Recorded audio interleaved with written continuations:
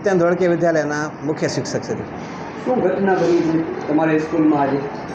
ઘટના તો હમણાં 2 દિવસથી ચોરી થઈ ગઈ છે. એમાં સંડાસ બાથરૂમ પર ટાંકી છે, એ ટાંકી ચોરી ગઈ હતી. પહેલાં 3-4 વખત ચોરી થઈ ગઈ છે. પહેલાં પણ એક ટાંકી ઉપડી ગઈ હતી ને અમે 2 ડિવિઝનમાં રજૂઆત પણ કરી હતી અને સામે તપાસ પણ થઈ હતી. તપાસ ચાલુ છે. હવે અમારે સાહેબને એ વિનંતી છે કે હવે જલ્દીમાં જલ્દી એને તપાસ કરી અને જે એવા તત્વો છે, જે ચોર છે, તે અમારી જે વસ્તુ લઈ ગયા એ વસ્તુ પાછી અપાવો અને સ્કૂલમાં એવી શાંતિ રહે, મતલબ કોઈ પણ ચોરી ચપાટી થાય નહીં, એનું અમારી માંગણી છે એવી. તમે કોને રજૂઆત કરી? અમે 2 ડિવિઝન પોલીસ સ્ટેશનની બાજુમાં અમને લાગુ પડે ત્યાં અમે રજૂઆત કરી. હું કાલે જ દેવા ગયો છું અરજી અને ત્યાં સાહેબે કીધું કે તપાસ કરવામાં આવશે. સાહેબ આવ્યા છે કે નથી આવ્યા પોતે?